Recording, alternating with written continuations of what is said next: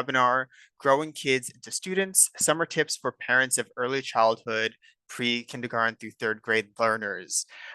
This is something that we haven't done for almost 3+ years. So I'm excited to get started. We'll be going over a couple different strategies that can help make fostering your child's development a little bit easier during the summer months. And some of these tips you can also bring into the future. So without further ado, I'd like to introduce our presenters today. I'm joined by our regular presenter, Sarah Snyder, and I'm excited to introduce our new voice today, Marianne Curtis. So I'll let them take it away. Thank you, Maxine. Welcome everyone to Growing Kids into Students. We're really excited to have you join us today.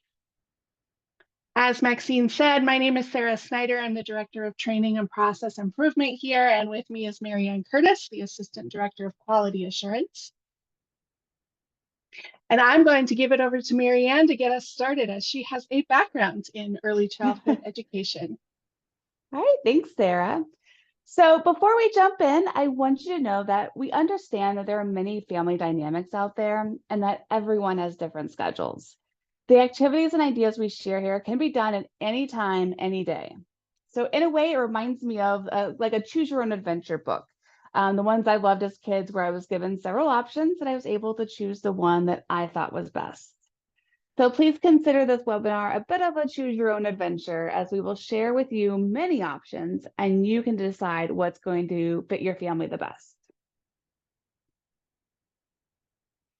So I'm sure the question on everyone's mind is, what can I do to keep my kids busy and learning through the summer? And it's probably quickly followed by, where do I even begin? So the first step is to really get to know your children. We all know our children, but there are different levels when you're trying to make sure that they're learning throughout the summer. So you can accomplish this in several ways. First, you'll want to reflect on a couple of things, such as, what level is my child at? This can be regarding their math skills, such as, are they identifying numbers? If they are, how many? Are they doing 1 through 10, 1 through 100? Do they know their shapes, 2D, 3D shapes? Are they adding, subtracting, multiplying, dividing? It also can be with their literacy. Do they know their letters, both their capital letters as well as their lowercase letters? Do they know any sight words? Are they reading? Kind of figure out where they are and what level they are at. And if you're unsure, you could always find this out by if they have a teacher at preschool or daycare or at an elementary school. Talk to their teacher, find out where they are and what they need to work on over the summer. My son has horrible handwriting, and so that's what we're working on over the summer. You can also check with your state's Department of Education. They usually have the early childhood standards on there, and you should be able to figure out what they need to work on. You also want to look at what activities do they like to do. So are they creative and crafty? Do they love to dress up and apply makeup? Do they love to build with Legos or magnets or play superheroes? What themes interest them? Are they obsessed with princesses, the ocean, or dinosaurs, or anything else? What learning style does your child learn best through? So everyone has at least one, if not more, learning styles. Do they learn best by hearing, doing? Many students at this age are tactile learners, meaning that they learn by doing. You can also find out some great information from your kids by engaging them through asking questions. You can ask info gathering questions such as, what is your favorite dinosaur? But you can also encourage curiosity by asking, why do you think an octopus has 8 tentacles? You also want to listen. Both active and passive listening are beneficial. So when you're talking with your child, really take in their comments, their thoughts, and their answers to your questions. As they play independently or with a friend, listen to what they're talking about. You also want to follow their lead. So connect what you learned about their interests to different events around your community. So last year, our local museum actually had the Lego exhibit come, and my kids are obsessed with Legos. And so we actually took them down to the museum. We walked through the entire exhibit. And as we walked out, they had like all these plans for all these things they were going to build with the Legos. So in addition to following their lead, you also want to provide opportunities. So we really want to widen their horizons and give them experiences that they might not know that they like. So after we left the Lego exhibit, we realized that the space exhibit was right next to us in the museum. So we went over there. And after, spending an hour in there, my son has a new obsession with Mars. And he also wants to be an astronaut when he grows up. So he's just kind of done a 180 to everything he loves. So the best part of having preschool and early elementary age kids is that fun and learning go hand in hand. Children at this age learn best through play and being hands-on. No matter if you're a stay-at-home parent or a working parent, there are many things you can do to keep their brains engaged during the summer. When you're planning an activity, it helps to have many different experiences, and that activities and manipulatives are appropriate for your child's age and knowledge level. Themes are a great way to keep your child busy learning while having fun. They provide a way to tie in different aspects of the summer under a common umbrella like weather, exploration, zoology, or farm to table, just for a few examples. Themes can be weekly, where you tie up everything in just 1 week. It can be bi-weekly, so you spend a couple of weeks exploring the same idea. Or it can even be monthly, where you really have a chance to dive in deep and dwell on a theme for multiple weeks, whatever works best for your schedule. So you can plan themes around different events in your area at zoos, museums, parks, and other community locations. You want to look for local calendars or deals to help you choose themes and plan out related activities. A great way to encompass all learning styles and interests is to plan out several books to read, some shows or movies to watch, and art activities. Choosing related books, movies, and art activities will tie the theme together across multiple days or weeks. And then adding in a field trip gives them an even fuller experience of the theme. So I know you may be thinking, that's easier said than done, or that's a lot of work. And I will say it does take some planning, but it is only as much work as you want it to be. So if you have all the time in the world to plan it out, go for it. I applaud you, and I'm a little jealous. For me, I work full time. My kids are in activities, so I tend to plan around our schedules so that I can help them when I'm not in a meeting or not working on something work related, and then they can work independently when I can't be right next to them. So let's look at an example. Let's say your kids love the ocean, or you have a vacation coming up where you're going to the ocean. So you want to do an ocean theme, but you're also working. So how can you balance your responsibilities while engaging your kids in the theme? First, you can take the kids to the library and have them pick out any books that take place or have to do with the ocean. Kids love to look through books and find ones that interest them. I know that my kids could spend hours just looking at the different books. Some libraries may even have pre-assembled theme-based sets of books that you could borrow, and you can actually use these to help you choose themes. The bonus is that most libraries have free Wi-Fi, and you can work while your kids pick out books. I know a lot of libraries actually have a kids section where you can be contained with the Wi-Fi and the kids and the books all at the same time. So now that you have enough books to fill an ocean, let's brainstorm some ideas and movies that they can watch to connect to what they're reading about. Personally, I'm old school, and I have shown my kids many episodes of Reading Rainbow. There are multiple episodes that have to do with the ocean. The seasons are streaming on Amazon Prime and PBS Kids, so it makes it easier to access. You can also have them watch some of the many kids movies that involve the ocean. The Little Mermaid, Finding Nemo, Free Willy. Like I said, I'm old school. Talk with your kids about the different sea creatures and plants they see in each of the movies. What does it look like under the sea in Little Mermaid versus Finding Nemo? Do they see different plants or different creatures because Finding Nemo is off of Australia? Connect what they've learned from their books to what they see in their movies. Field trips are also a great idea as kids are thoroughly immersed in the topic and can apply all of the information they learn from their books, movies, and shows in real life.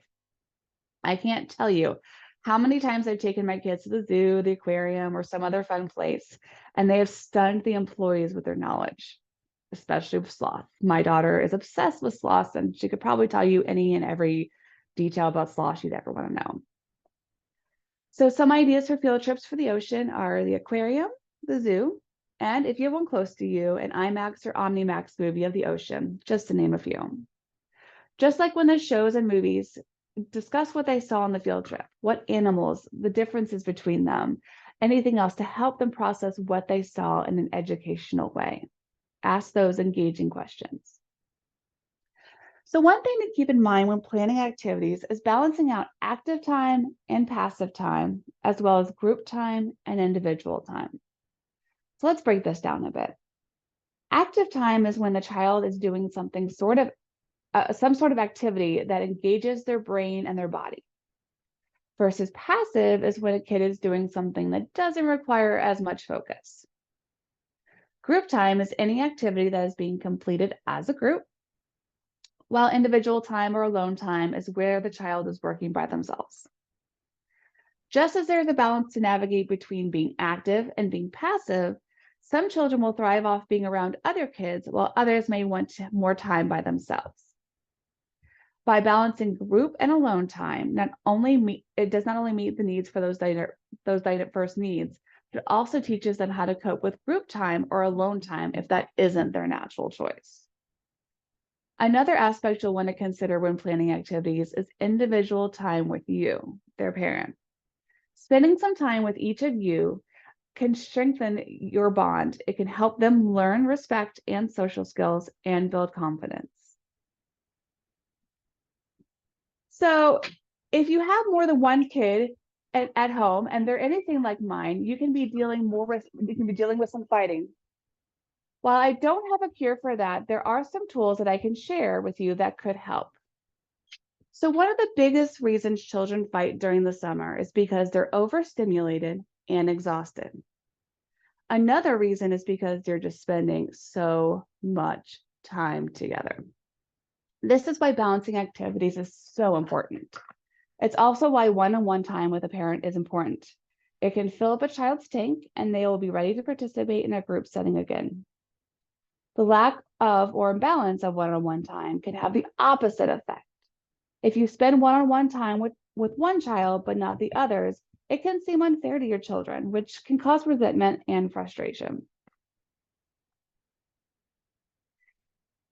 So, how do I keep my kids from fighting? Well, I have a few tricks up my sleeve, and don't get me wrong, they fight still.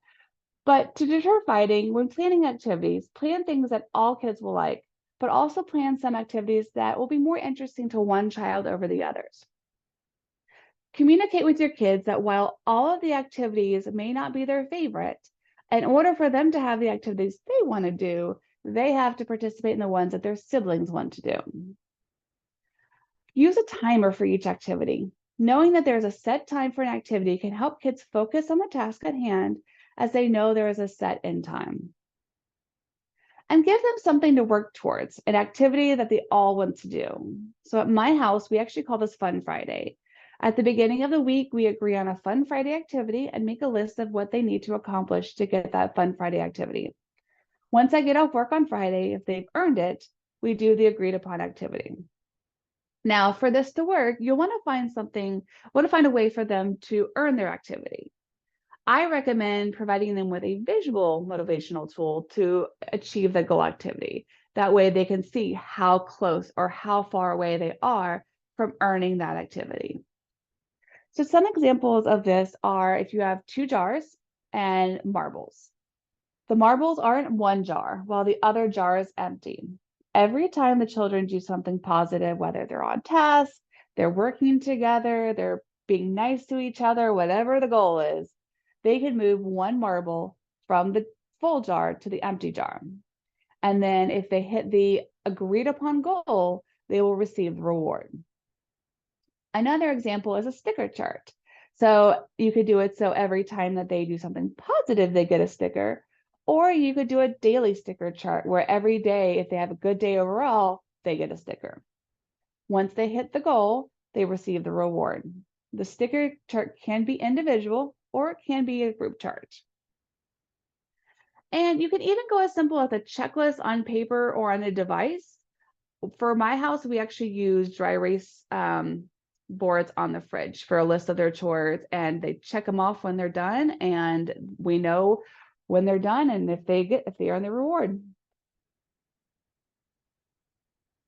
So now I just want to take a minute and ask that all of you read the title of this slide to yourself. Give yourself grace. As parents, we are often hardest on ourselves, and we are striving to be perfect for our kids, even though they don't want or need perfection. Juggling work, parenting, and housework is hard without even adding teaching and making sure that they're learning throughout the summer to the mix. So whether you are a stay-at-home parent or you work full-time, whether in or out of the house, by the end of the day or the end of the week, you are probably exhausted and frayed. If you find yourself struggling or getting frustrated, it's okay to take a break. Have your children play in their room, go to the basement and play, or go outside just so you can decompress a bit. Find something that will help you calm down, such as essential oils, getting fresh air, or honestly, even yelling into a pillow will work at times. I actually found at a craft fair one year a like rollerball thing of essential oils, and I'll put it on my wrist. I'll put it on my right underneath my neck on my chest, and I'll put it underneath my nose if I need to de-stress, and that helps so much. And then most importantly, I want you to keep in mind that you are not alone. Talk to your neighbors and friends. Many of them are in the same boat. Schedule play dates and swap who's hosting. This can give you a break for a couple of hours, and in turn, you can then give someone else a break. Not only can a full day be tiring for you, but having a kid be on the go constantly can cause them to be exhausted and overwhelmed, which is not a good combination for fun and learning. By allowing them to have some downtime to nap, read, watch a show, or play on their tablet, it can help everyone's sanity. Now, I know you must be thinking, watch TV, play on their tablet, that's screen time. I am not one of those people who is anti-screen time. I will be honest about that. Because in my opinion, screen time is not bad in itself, but it's by the amount of time the child is watching a screen instead of doing something more active. So by balancing the time that your child is watching TV, they're on their tablet or playing a video game, if you balance it with other activities and making sure that they're still being active outside of the screen, it's fine, in my opinion. Everything in moderation is fine. And honestly, if they're watching or playing something educational, it's even better. So now I'm going to pass it back over to Sarah to discuss particular planning tips and activities you can add to your life to encourage your child's continued learning during the summer. Thank you, Marianne. So at this point, you might be thinking to yourself, this is great and all, but what happens when something comes up? The weather changes, or one of my kids has a last minute appointment. If you thought this, give yourself a pat on the back. You're right. Things come up all the time. This is real life. So what do we do if we have to pivot for some reason, whatever the reason? Well, schedule free time, first of all. If you pack your schedule, you are not going to have any room for flexibility. If you've included free or downtime, though, things should be able to be shifted around pretty easily. Be prepared to reschedule an activity. Look at your schedule. What do you have during that conflicting time? Is it something that can be easily moved? If you have to take one kid to an appointment, is there someone who can watch the other? Or is there some way you can entertain them if you need to take them with you? Don't be afraid to throw an activity out the window. I've been there so many times. I've had a grand idea for my boys. This is the thing that we're going to do, and they are just not feeling it. Or maybe I'm just not feeling it. Well, I put it in a bag for another day. Maybe we'll try it again later. It's okay. I don't have to do everything that is on my schedule. And have backup options. Did you plan to go to the zoo and now it's storming? You need to think of something inside. Well, keep a list of fun indoor activities or fun outdoor activities if you suddenly have a spurt of great weather, so that you know that what you can jump to when those things change. Take into account the flow of your day and what will fit in. When will you have time to help them? Weather. Let's say it's super hot in the afternoon, or maybe it rains every day at the same time. Plan your outside time around that. Maybe it'd be better to go outside in the morning. Think about your kids' moods. Are they morning people? Do they not fully wake up till after breakfast? Plan their active time for when they are going to be ready to be most active. Chores. Kids of any age can do chores. Help them learn responsibility and build pride in their home and what they did to help the home and the family by assigning them chores.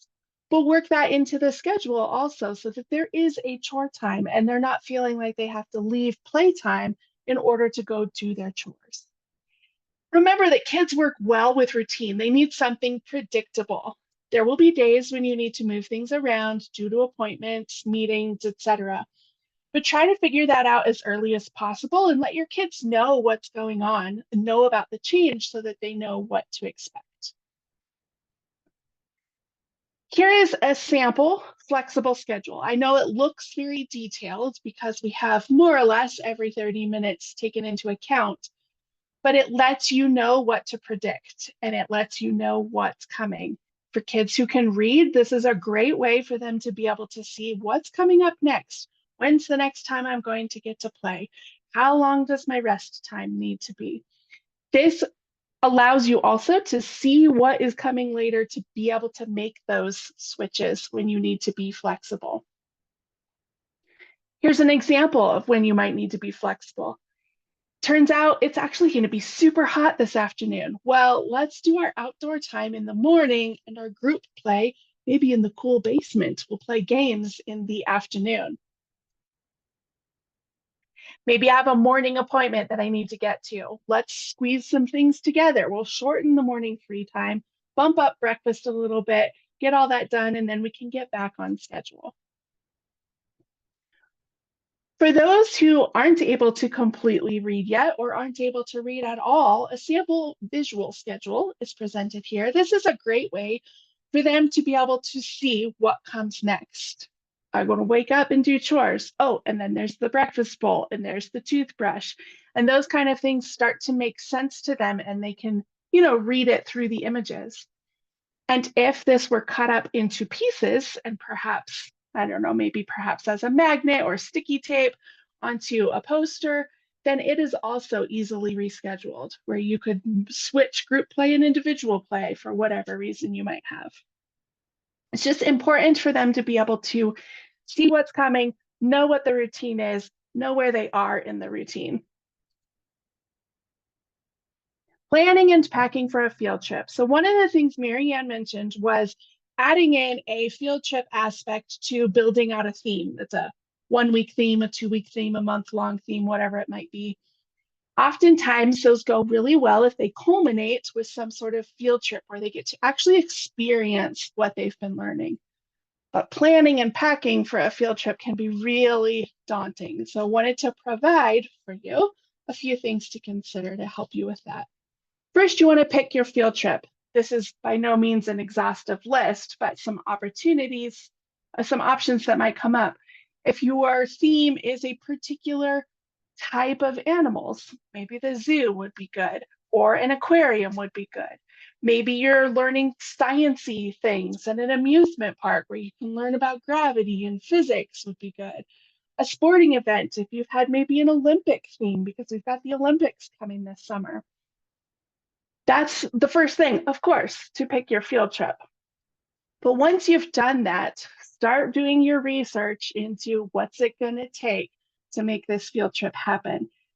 And I can't tell you how many times I have skipped this step to make a food plan, and it always blows up in my face. I need to know ahead of time, am I going to buy food while I'm there? Am I going to buy food somewhere else while we're out? Am I going to pack a sack lunch? Can we eat our own food at this location? Like, can I bring in my own food to the zoo? Or if I want to eat at the zoo, do I have to eat their food? Know what the plan is. And with that, plan your schedule. Know when your location opens, when you need to leave home to get there as early as you plan to. Know when you're going to stop for lunch and snacks. Kids need to be fueled and refueled. And I don't know about your kids, but if I go even a little bit late for lunch, sometimes that causes so many problems because they've gotten to the grumpy stage and I can't reel them back in. So knowing that we're going to stop at 12 and we really are going to stop at 12 and we're going to have our lunch can make it a lot easier to get through the whole day smoothly. And then know when you're going to head home. Have a plan already for that. Now, the packing list. These are not all things you need to carry on your person through the zoo, for example, but you certainly want to have some maybe in the car in case something happens. So, of course, bringing water, but snacks, a first aid kit. Make sure you're wearing something comfortable because no matter what field trip this is, you're likely to be doing some walking. So make sure that you've got your comfortable shoes. All these sorts of things can be really beneficial to making an enjoyable adventure for your kids. My son, he's 7. I got a new camera, and so I gave him my old one. And when I was a kid, it was not digital cameras, but he now has a digital camera. And so we make sure we take it everywhere because he can take as many pictures as he wants of whatever he wants. And then we come home and look at them. And that can be great for something we're going to tie in here in a few minutes. So we'll keep that in mind. So you've got your sort of working schedule that is, this is our typical day, but then you want to throw in a field trip. This is an example of how you could work that out. Let's say that you wanted to leave for the museum by 9:30 in the morning. Well, this has everything sort of adjusted in order to account for that and that big chunk of time in the middle where you're going to be doing these things at the museum. Notice that there's a scheduled time for lunch, a scheduled time for snack. You know when you're driving there and when you're driving home. And when you come home, there's quiet time. It's important to give everyone a little time to decompress because any field trip is going to be very stimulating. And before we start bickering at each other, let's all just take a breather, right? And then all the rest of the day's activities planned out there. So I mentioned the camera, and this is a great way to tie up the end of a unit or a theme, especially if you have had a related field trip. If you've allowed them to take some pictures or you've taken some pictures, what is really fun is to be able to let them make a collage of that. Take them to, Walgreens and have them printed if you want it to be a physical collage. There are a lot of free softwares out there that can allow you to make a digital collage.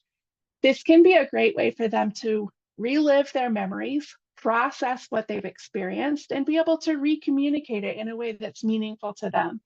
This is what I learned during this theme, and this is the way our field trip went. It'd be a really good tie-in activity.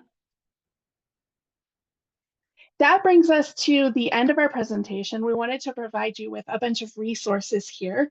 We have lists of different things, not comprehensive again, but some ideas of memberships that you could have. A zoo membership may allow you to go to the zoo, who knows how many times in the summer for the price of maybe 2 visits. So that can be a great way to really make your money go further. Pay per use, some fun rock climbing, trampoline centers, things like that. And then we have some web resources. The preschoolerplanet.com is a great place to go find themes and to find ideas for how to bring in all of these things that we've talked about. Books, movies, art, field trips, all that stuff. It's a great place to go. It's really designed for preschool teachers, but you are a preschool teacher during the summer. Then we've got Mommy Poppins and Happy Hooligans and ABC Mouse and PBS.org, all of these great web resources that you can go visit as well. I'm going to hand it back over to Maxine to wrap us up. Awesome. Thank you so much. So before we get to the Q&A portion, which again, if anybody does have questions, feel free to let us know and we can answer those now. But before we get there, I did just want to highlight, definitely follow us on our social medias. That way you can keep track of all the webinars that we're doing, whether they're aimed for younger students like this one, or more for middle school, high school, and college students like our student success series that is going to be coming back this fall. You'll be able to find all that information on our socials. Additionally, you will be getting a recording of this webinar, and you'll also get these slides. So all of those resources that you just saw on that previous page, you'll have easy access to. Now, one question that did come in was asking if you can give us some more examples of possible themes that people can use. So you talked about the oceans theme. Do you have any other ideas that people can try out? Yeah, Uh, absolutely. Go ahead, Marian. Oh, sorry. I was just gonna say, I mean, there's so many things. I would definitely, like I had mentioned, see what interests your kids. There are so many different things that you could do just based on their interests. But just off the top of my head, some things that I did when I was teaching preschool, pre-K, insects. You can either focus on one, like a butterfly or a worm, or you could do a whole theme on insects. Senses, do the five senses and do like taste tests and like blind feels and stuff like that. It's so much fun. And do birds, space. I mean, anything and everything that kids love, you can make into a theme, to be honest with you. Fairy tales is one of my favorite ones to do a theme of. Occupations, like, what you want to be when you grow up. So Awesome. Thank you. It doesn't look like we have any other questions. Oh, another one just came in. What if my kids are a little bit older? Will this still work for them? That's a And great question. I think anything that we've talked about here could be adapted for older kids. The real difference is what is the level of the books that you're going to pick out at the library. Maybe there's more mature movies that are appropriate that could work with it. Maybe you have a little higher expectation of what they get out of the field trip. That yeah. maybe they're putting something more together, or maybe they're doing a more advanced art project. I think that it could span multiple ages at the same time, just having different levels of expectation. awesome. All right. Yeah, it doesn't look like any other questions are coming in. So I think I'll call it there. Thank you, everybody, for joining me today. Thank you, Sarah and Marianne, for the presentation. It was super helpful. And I'm excited that folks were able to join us. So I hope you all have a wonderful rest of the day. Thank you. Thank you.